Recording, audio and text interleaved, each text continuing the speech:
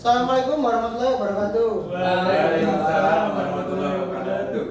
Kami di sini dari kelompok 3 akan presentasikan mengenai perancangan ISO 9001 tahun 2015. Sebelum kita lanjut ke paparan materi, perkenalkan nama saya Saiful Eko Prasetyo, absen 23, dan anggota saya Azalia Gafrila absen 5. Saya Muhammad Ista Kurniawan, absen 15.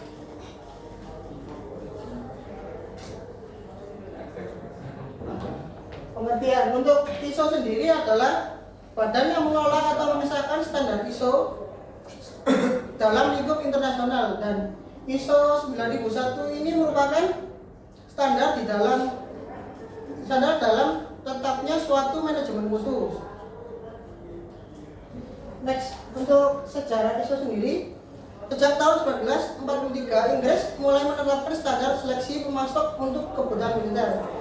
Di tahun 1963 Amerika memulai standar MILQ 9858A yang kemudian diadopsi oleh NATO menjadi AQAP-1, dan Inggris menjadi DEF Stan 0508. Pada 1979 Inggris mengembangkan standar ini menjadi BS 5750. ISO kemudian mengadopsi pada 1987 menjadi ISO 9000. Revisi pertama hadir di tahun 1994 dengan penekanan pada tindakan pencegahan dan dokumentasi. Tahun 2000 ISO 9001 muncul dengan pendekatan berbasis proses dan menggabungkan 3 standar sebelumnya. Revisi berikutnya pada tahun 2008 memperjelas efektivitas tindakan dan pengawasan outsourcing. Terakhir pada tahun 2014 ISO 9001 diperbarui dengan struktur baru Annex XL, pendekatan berbasis resiko dan fokus pada konteks organisasi serta kepemimpinan.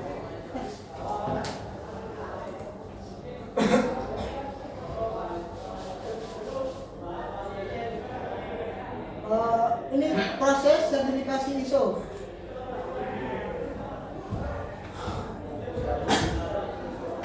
Yang pertama yaitu membuat komitmen. Nah, manajemen itu harus membuat komitmen standar apa yang perlu ditentukan pada suatu badan atau perusahaan. Yang kedua, meninjau. Nah, setelah ditetapkan dan buat komitmen itu harus ditinjau seperti apa yang akan dilakukan ke depannya. Yang ketiga, melakukan gap analysis. Gap analysis membandingkan sistem yang sudah ada sebelumnya dengan yang akan diperbarui ke depannya. Yang kelima, menyelenggarakan training ISO. Nah, training ISO ini dibuat untuk melatih karyawan meliputi tanda-tanda ISO yang sesuai ditentukan sebelumnya. Yang keenam, membuat dokumen ISO. Nah, setelah training dilakukan gap dan ditinjau, itu harus didokumentasikan. Yang ketujuh, implementasi sistem manajemen ISO. Nah, jadi nggak ditinjau dan dilakukan analisa saja, harus dilakukan implementasinya. Yang kedelapan, melakukan audit internal dan tinjauan manajemen. Nah, audit internal ini seperti evaluasi apa saja yang kurang dan apa yang perlu ditambahkan nantinya dalam sistem manajemennya. Yang ke-9, memilih badan sertifikasi ISO. Nah, kalau untuk memilih badan sertifikasi ISO ini, kita tentunya memilih yang terbaik. Seperti ISO tadi adalah badan yang mengesahkan atau menentukan standar internasional. Untuk yang 10, audit sertifikasi ISO. Nah, bahkan jika di lingkup internal saja ada auditnya, apalagi di tingkat yang internasional, harus dilakukan audit ulang agar sistem ini benar-benar bisa menjalankan manajemen mutu dengan baik. Next, manfaat sertifikasi ISO. Nah, sertifikasi ISO 9001 ini bermanfaat, bisa mempromosikan praktek manajemen yang lebih efisien dan membantu badan atau organisasi mengatasi ketidaksesuaian dan meningkatkan produktivitas produksi. Next. Nah, tujuan dari sertifikasi ISO adalah memastikan suatu organisasi atau badan memenuhi standar internasional yang relevan dengan berbagai konteks termasuk kualitas, lingkungan, keamanan, dan yang lainnya.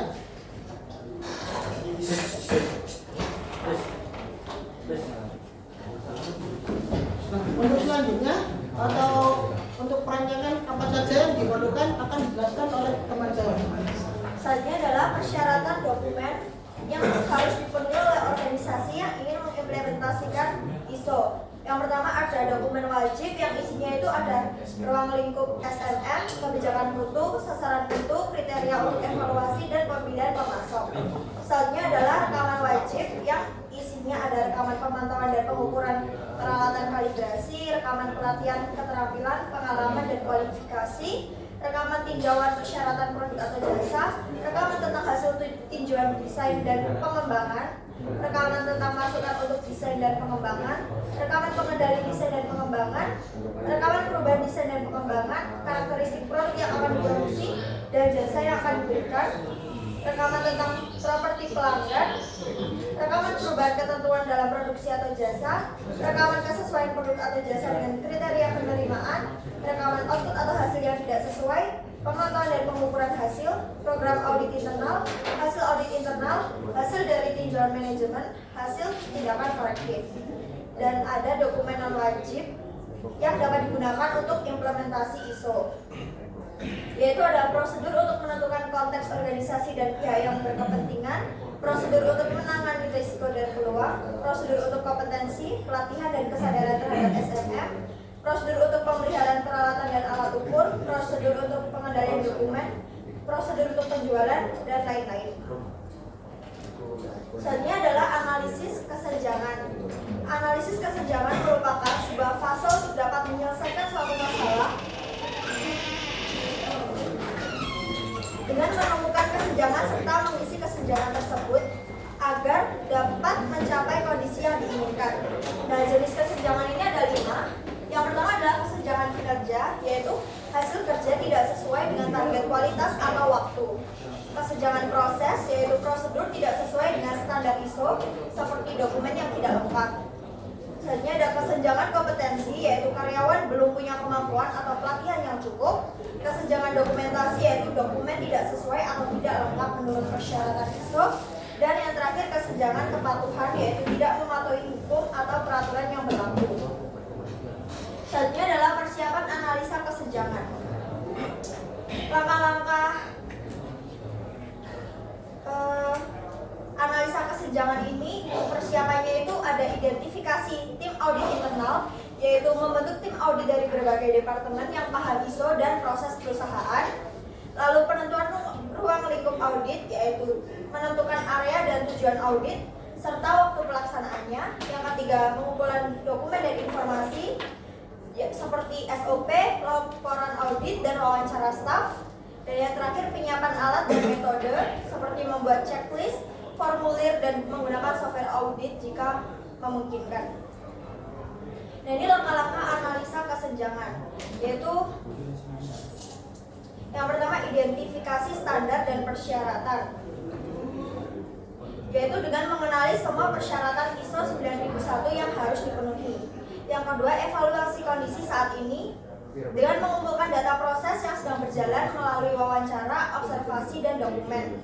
Yang ketiga, perbandingan dan analisis dengan membandingkan kondisi aktual dengan standar ISO 9001. Yang keempat, identifikasi kesenjangan dengan menemukan bagian mana yang belum sesuai atau yang masih kurang. Dan yang terakhir, pengembangan rencana kegiatan dengan menyusun langkah-langkah perbaikan seperti siapa yang bertanggung jawab dan bagaimana jadwal pelaksanaannya.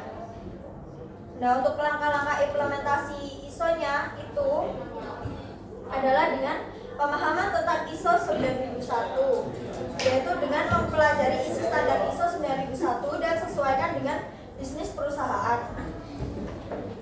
Yang kedua, penilaian gap, yaitu evaluasi sistem saat ini untuk mengetahui sejauh mana kesesuaiannya dengan standar ISO. Yang ketiga, rencana implementasi dengan membuat rencana aksi berdasarkan hasil gap analisis dengan target waktu dan penanggung jawab. Yang keempat, keterlibatan karyawan dengan melibatkan seluruh karyawan melalui pelatihan dan partisipasi aktif dalam proses mutu. Yang kelima, penyusunan dokumen dan proses dengan membuat dokumen dan prosedur sesuai ISO yang mudah diakses dan dipahami oleh semua karyawan. Yang keenam, monitoring implementasi dengan melakukan pemantauan dan audit internal rutin untuk mengukur kepatuhan dan perbaikan sistem. Dan yang terakhir, evaluasi dan perbaikan dengan meninjau hasil implementasi secara berkala dan memperbaiki kekurangan berdasarkan data dan feedback pelanggan. Nah, ini untuk pelaksanaan analisa kesenjangan, yaitu tahapan-tahapannya adalah yang pertama, langkah-langkah dalam melakukan analisis kesenjangan dengan yang pertama, mengidentifikasi standar ISO 9001 yang relevan. Jadi tim audit harus memahami persyaratan ISO yang relevan untuk proses atau area yang sedang dianalisa.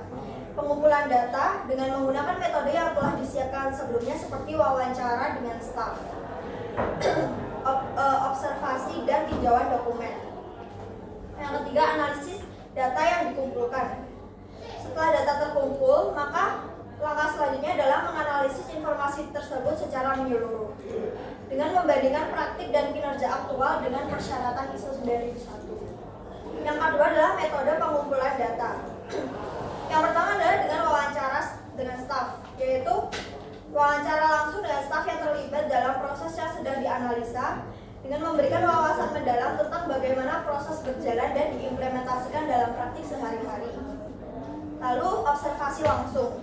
Dengan melakukan observasi langsung terhadap proses operasional akan memberikan pemahaman praktis tentang bagaimana proses dijalankan di lapangan. Yang ketiga, tinjauan dokumen, yaitu dengan meninjau dan periksa dokumen yang relevan seperti manual mutu, SOP, catatan audit sebelumnya, dan dokumen lain yang terkait dengan proses yang sedang dianalisis. Yang ketiga adalah analisis hasil temuan. Yang pertama dengan mengidentifikasi kesenjangan, yaitu menentukan di mana kesenjangan antara kondisi saat ini dan standar ISO 9001 yang diharapkan terjadi. Yang kedua, dokumen temuan, yaitu hasil analisis harus didokumentasi dengan baik dalam laporan gap analisis. Dan yang terakhir adalah validasi temuan, yaitu diskusikan hasil temuan dengan tim audit internal dan jika perlu dengan manajemen senior atau pemegang kepentingan lainnya. Baik, di sini saya akan menjelaskan rapat tim pengarah. Yang pertama ada direktur utama atau CEO. Direktur utama atau CEO adalah tokoh sentral dalam organisasi yang memegang tanggung jawab tertinggi terhadap arah strategis perusahaan.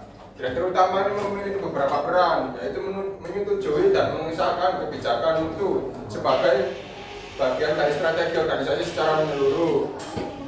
Yang kedua, menunjuk wakil manajemen dan menetapkan struktur tim yang akan melaksanakan ISO 9001. Yang ketiga, menyediakan sumber daya yang dibutuhkan untuk melaksanakan sistem manajemen mutu, termasuk SDM, waktu, dan anggaran. Yang keempat, memantau dan mengevaluasi kinerja sistem ISO 9001 melalui laporan yang disampaikan oleh wakil manajemen. Dan yang terakhir itu ada memimpin rapat pengarah strategis seperti komite mutu untuk mengevaluasi kesesuaian dan efektivitas sistem secara publik.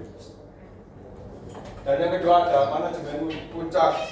Manajemen puncak ini merupakan dasar dari implementasi KMS karena mereka menetapkan kebijakan mutu dan sasaran strategis organisasi. Komitmen seperti direktur utama atau CEO bertanggung jawab untuk menyetujui kebijakan mutu yang selaras dengan visi dan misi organisasi, menetapkan sasaran mutu yang jelas dan terukur, mendukung segala inisiatif terkait dengan perbaikan kualitas dan sertifikasi ISO 9001. Dan yang ketiga ada wakil manajemen. Wakil manajemen merupakan ujung tombak dalam pelaksanaan KMS. Mereka tidak hanya mengawasi sistem manajemen mutu, tetapi juga menjadi penghubung antara manajemen puncak dan tim pelaksana. Tanggung jawab dari wakil manajemen antara lain itu ada mengkoordinasikan seluruh aktivitas yang berkaitan dengan ISO 9001. Yang kedua, melaporkan progres implementasi kepada manajemen puncak secara teratur. Yang ketiga, memastikan bahwa semua persyaratan standar ISO 9001 terpenuhi dalam setiap proses. Dan yang terakhir itu ada menjadi penggerak dalam mengedukasi dan melatih staf terkait standar dan prosedur mutu. Yang selanjutnya ada rapat tim kerja. Rapat tim kerja dan tim pelaksana yang terintegrasi. Di antaranya ada dokumen controller. Dokumen controller bertugas menjaga agar dokumentasi prosedur dan rekaman TMS selalu diperbarui dan terdokumentasi dengan baik. Tugas utama mereka termasuk mengelola versi dan revisi dokumen agar sesuai dengan standar ISO 9001, memastikan distribusi dokumen ke seluruh departemen terkait secara tepat waktu, dan menyimpan arsip yang mudah diakses untuk audit dan referensi di masa depan. Dan yang B itu ada sekretariat ISO. Sekretariat ISO bertanggung jawab atas administrasi dan koordinasi semua kegiatan yang berkaitan dengan implementasi dan pemantauan ISO 9001. Sekretariat ini memiliki perannya menyusun agenda pertemuan dan aturan rapat, mengorganisir pelatihan dan workshop untuk staf, mengelola dokumentasi administrasi seperti daftar hadir, laporan rapat, dan jadwal audit.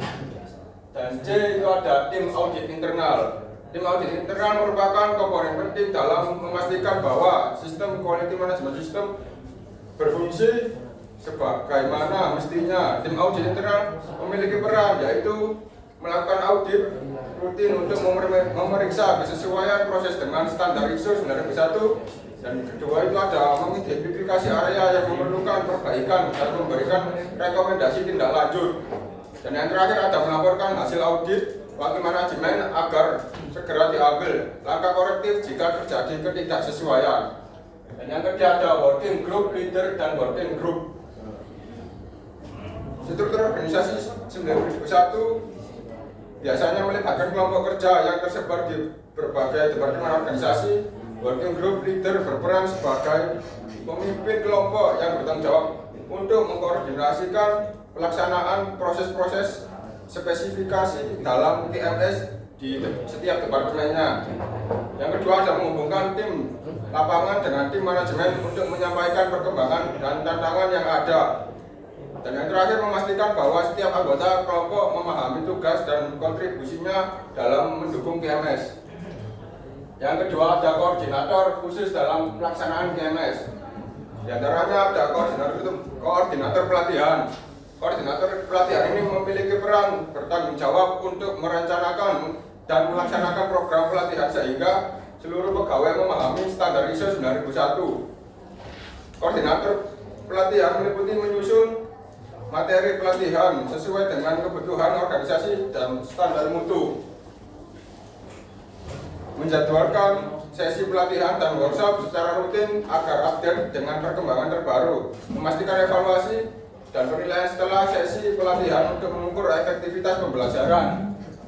Yang kedua ada koordinator pengendalian mutu. Koordinator pengendalian mutu ini mengawasi dan memastikan bahwa setiap produk atau jasa yang dihasilkan memenuhi standar mutu yang telah ditetapkan. Tanggung jawab dari koordinator pengendalian mutu ini antara lain merancang prosedur untuk pengujian dan pemeriksaan kualitas produk atau jasa, melakukan analisis terhadap data kualitas untuk mendeteksi tren atau pola kegagalan, dan yang terakhir memberikan rekomendasi perbaikan yang bersifat preventif atau korektif. Yang ketiga ada departemen operasional dan pendukung. Keterlibatan semua departemen dalam organisasi merupakan jaminan dalam sistem ISO diterapkan secara menyeluruh setiap departemen dan dari produksi atau jasa hingga sumber daya manusia dan infrastrukturnya.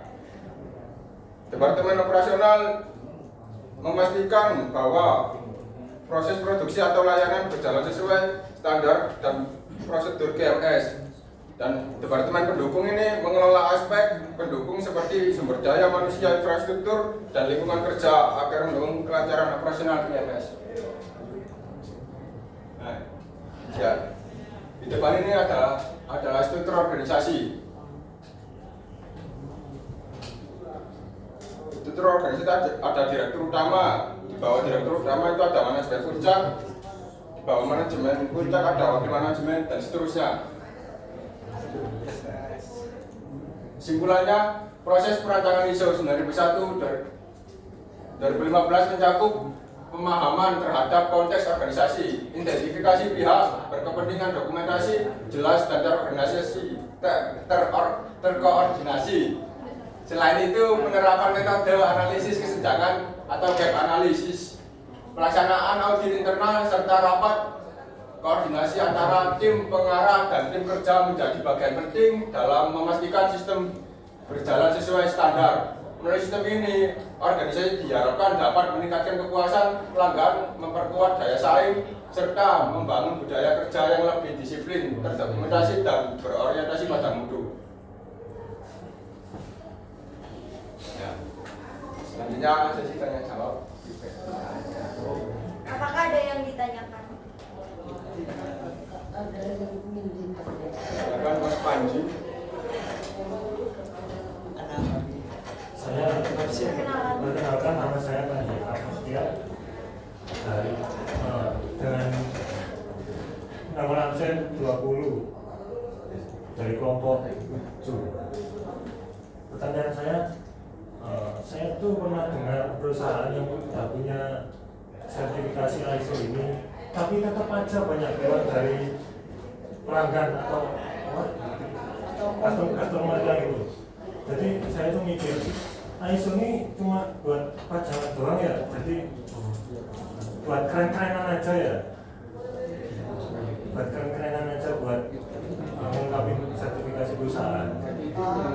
Mungkin Mas Panji kayak di perusahaan itu ada sistem manajemen ISO, cuma masih ada Yang customer yang komplain gitu. ya betul. Ada yang ingin ditanyakan lagi? Bentar.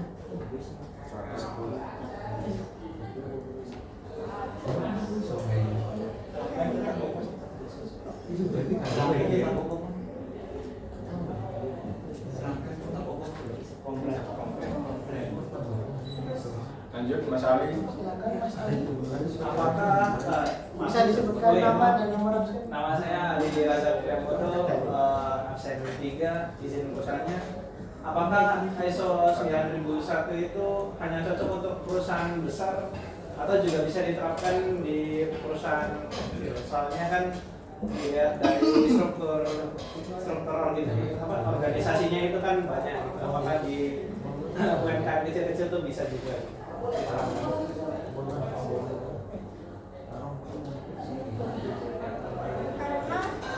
Karena struktur apa? Tidak cocok untuk organisasi kecil. Ya, apakah cocok untuk UMKM yang organisasinya lebih kecil daripada perusahaan besar? Karena struktur organisasinya. Bisa diulang Mas? Bisa diulang. Apakah ISO 9001 hanya cocok untuk perusahaan besar atau juga bisa diterapkan secara efektif untuk UMKM yang perusahaannya itu lebih kecil, struktur organisasinya lebih kecil?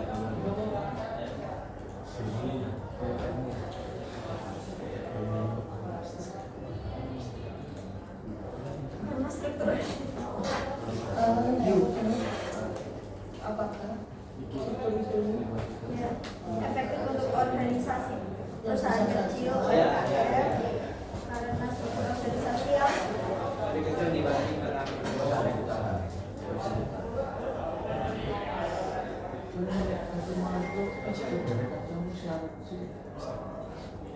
Dan nggak ada pertanyaan lagi. Silakan Mas Panji. Pertanyaan terakhir ini ya. Iya. Maksimal 10. Jangan. ya lanjut.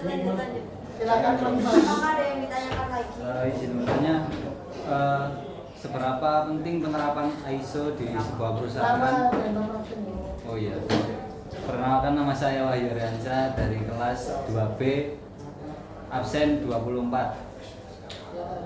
Menurut Anda seberapa penting ISO 9001 ini terhadap perusahaan, dan mengapa penting bila memang penting di sebuah perusahaan jika memang ada?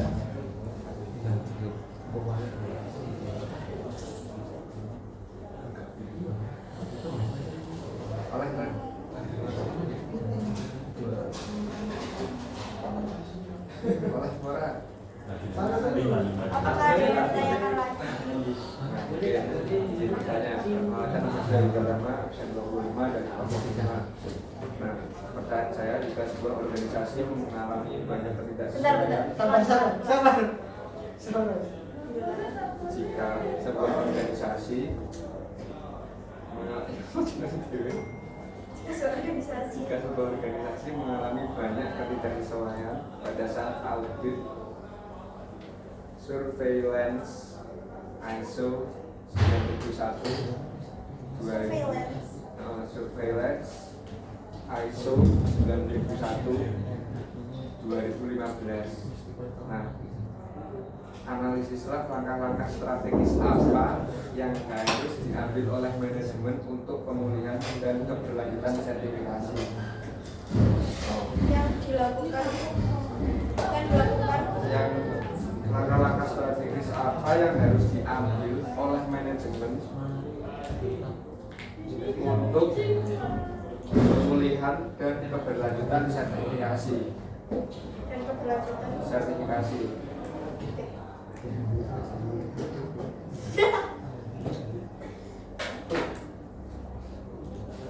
Nah, nih foto-foto balance. Jadinya rusak.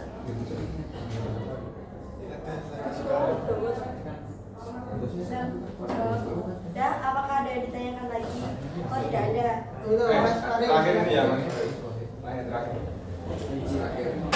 Oh iya, Mbak. Sama Pak. Silakan Mas Ariel, bisa disebutkan nama dan nomor absen. Perkenalkan, nama saya Muhammad Fahri Alfiansyah, absen 17. Kenapa quality manual tidak lagi diwajibkan di ISO 9001 tahun 2015? Dan apa efeknya jika diterapkan di lapangan?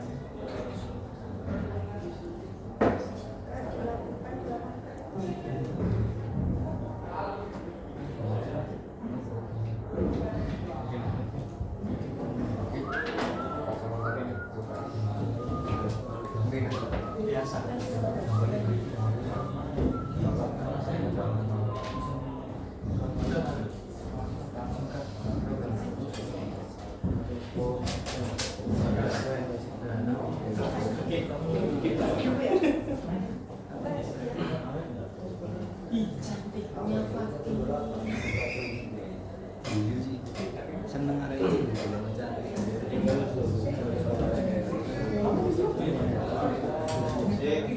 iki lho bocah.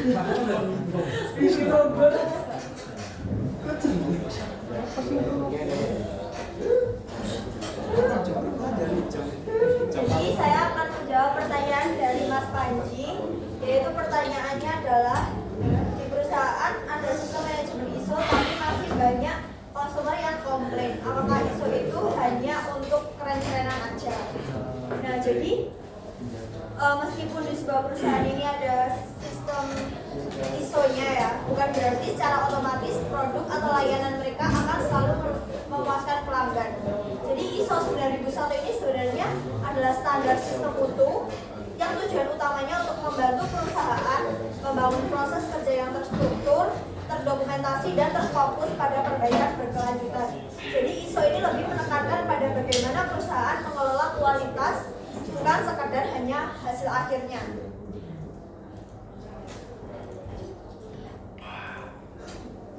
Jadi meskipun sistemnya lengkap seperti SOP-nya ada, dokumennya tertata, audit rutin dijadwalkan, tapi kalau karyawannya itu tidak dilatih, terus proses kerjanya tidak sesuai SOP, dan keluhan pelanggan tidak ditindaklanjuti dengan serius, maka keberadaan ISO ini tidak berdampak nyata sehingga pelanggan tetap merasa kecewa dan akhirnya banyak yang komplain tadi. Terus juga bisa datang dari manajemen. Kalau manajemennya nggak ada komitmen penuh dari manajemen puncak untuk menjalankan sistem ISO ini secara konsisten, maka sistem ini tuh hanya berjalan di atas kertas aja, tidak ada budaya mutu yang benar-benar dijalankan. Jadi ISO ini bukan jaminan untuk kepuasan pelanggan sih, lebih ke biar lebih terstruktur gitu organisasi. Apakah ada cukup atau ada yang Izin menyangga. ya. Jadi ngapain ribet ngurusin ISO itu? Anjir, kalau katanya ISO itu cuma di atas kertas. Untuk apa terstruktur gitu maksudnya. Mungkin menjawab mungkin di perusahaan sendiri kan sudah menerapkan sistem ISO dengan struktur dan sudah tertata lah dengan rapi. Tapi kan masih ada sistem error manusia kan. Kita dengan adanya standar ISO itu saja masih ada yang komplain, apalagi tidak menerapkannya. Apalagi nggak ada isunya. Nah itu kan biasanya di badan atau organisasi setiap perusahaan itu kan ada namanya evaluasi atau audit. Dia itu untuk menjaga kualitas sistem manajemennya sendiri atau produknya. Nah kayak misalnya berapa dalam 1 tahun itu ada berapa kali audit gitu, agar karyawannya atau manajemennya itu tidak leha-leha kayak menyepelekan gitu. Kalau komplain itu memang tidak bisa dihindari, tapi berusaha minimalisir adanya komplain dari customer. Berarti teman-teman dong nggak dari ISO ini akhirnya kembali ke manusia, ke diri kita sendiri. Kalau dibilang percuma kurang tepat membandingkan. Kalau benar-benar dihilangkan itu malah kacau balau nanti. Yang harusnya sistem berjalan dengan rapi dan tertata nanti malah acak-acakan. Misal kamu jadi karyawan terus bekerja gitu ya, tidak, dan di dalam PT-nya ini tidak ada standar ISO yang ditetapkan. Jadi kamu kayak gak ada aturan, bebas saja, jam kerja segini, mau istirahat terserah gitu, enggak tertata dengan rapi. Itu malah bisa menghambat perusahaan itu.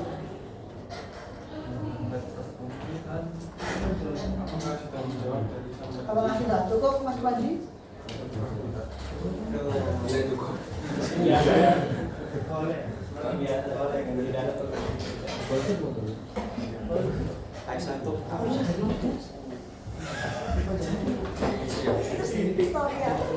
Mas Panji sendiri sudah semangat. Itu story.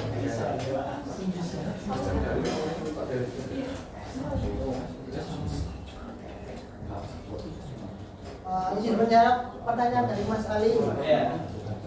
Ini kan tadi bertanya apakah hanya diterapkan di organisasi atau badan yang besar saja? Apakah yang diuntungkan dengan organisasi ini bisa juga? Apakah bisa? Bisa, sangat bisa. Cuma untuk lingkup dan lebih rinciannya itu memang jauh lebih ribet yang organisasi yang besar. Kalau yang sendiri itu mungkin lebih lebih strukturnya itu lebih simple, lebih sederhana, nggak sebanyak yang organisasi yang besar gitu. Diterapkannya apakah bisa?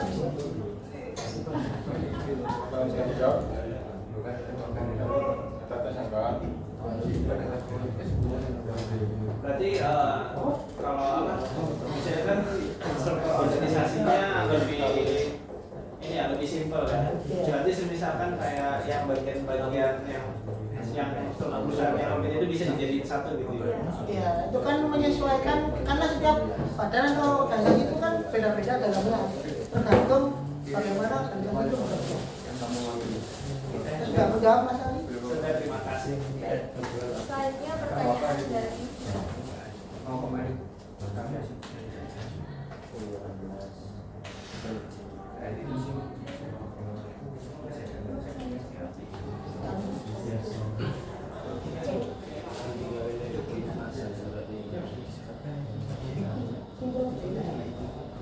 Kemudian saya akan menjawab pertanyaan dari Mas Wahyu Handriansyah tentang seberapa penting penerapan ISO di sebuah perusahaan dan mengapa penting di sebuah perusahaan.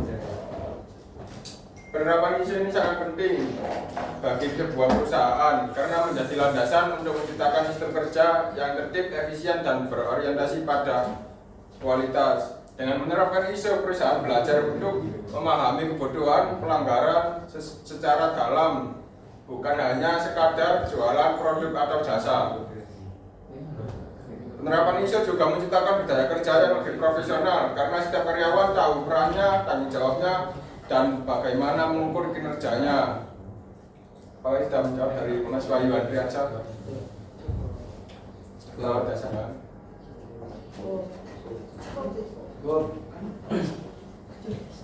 Kan sekolah.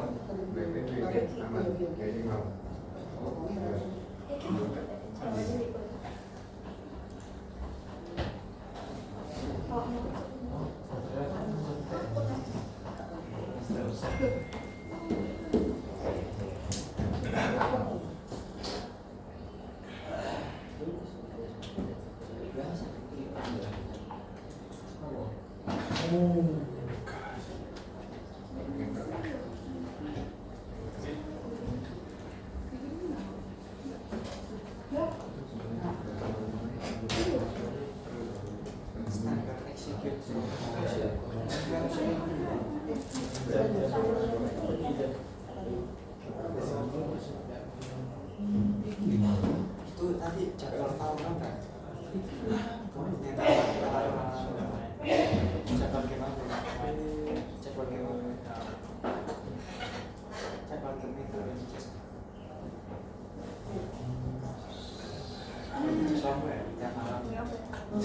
Jadi saya akan menjawab pertanyaan dari Mas Fahril. Kenapa quality manual tidak lagi diwajibkan di ISO 9001/2015 dan apa efeknya jika dilakukan di lapangan? Benar? Jadi ISO 9001/2015 ini kalau sebelumnya itu quality manual itu merupakan dokumen wajib yang harus dimiliki, ISO ini diperkenalkan dengan persyaratan baru yang bisa menghapus quality manual tadi karena ISO 9001 mengusung pendekatan yang lebih fleksibel dan berbasis resiko dengan tujuan menyesuaikan sistem manajemen mutu dengan terhadap konteks dan kebutuhan setiap organisasi, baik organisasi besar maupun organisasi kecil. Dengan menghapus kewajiban quality manual tadi, standar ini memberi ruang kepada organisasi untuk mengembangkan dokumentasi yang lebih benar-benar penting dan dibutuhkan, bukan sekedar memenuhi formalitas. Jadi dokumentasi harus lebih relevan, berguna, dan bakal dipakai secara nyata, bukan sekedar disusun gitu. Kalau efek di lapangannya itu seperti UMKM yang dulunya terbebani dengan aturan dengan tuntutan dokumentasi formal yang contohnya itu seperti UMKM yang dulunya itu terbebani dengan tuntutan dokumentasi formal. Setelah ada ISO 9001 ini, mereka bisa fokus membuat dokumen yang memang benar-benar mendukung operasional dan mutu tanpa harus memaksakan diri untuk menyusun quality manual tadi yang lebih kaku dan lebih rumit gitu. Nah, kita menjawab dari pertanyaan Mas Ari.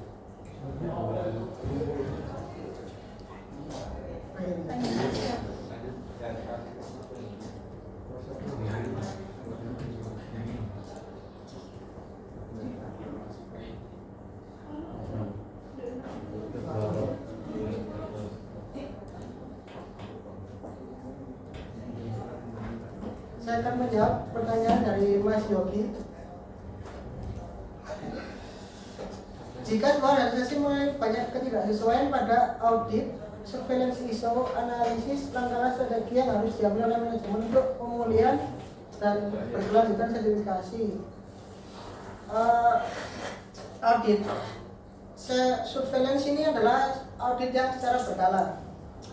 Nah, jika terus-terusan melakukan kesalahan, pihak manajemen itu harus melakukan yang pertama itu analisis akan masalahnya. Apa sih yang membuat masalah ini terus-terusan muncul? Nah, yang kedua bisa menyusun pelaksanaan tindakan yang korektif atau corrective action plan. Setelah akar masalah ditemukan, tindakan apa sih yang akan dilakukan ke selanjutnya. Yang ketiga itu komunikasi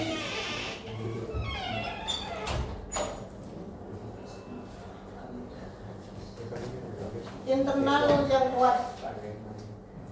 Komunikasi manajemennya itu harus yang kuat dulu agar tidak jadi kesalahpahaman antar divisi atau antar teman rekan kerja.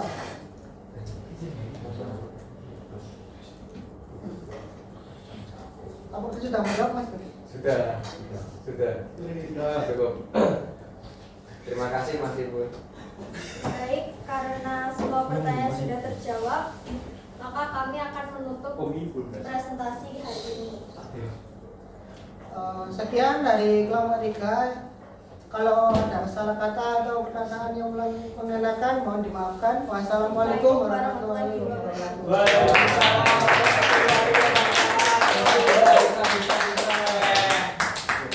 Gacoan.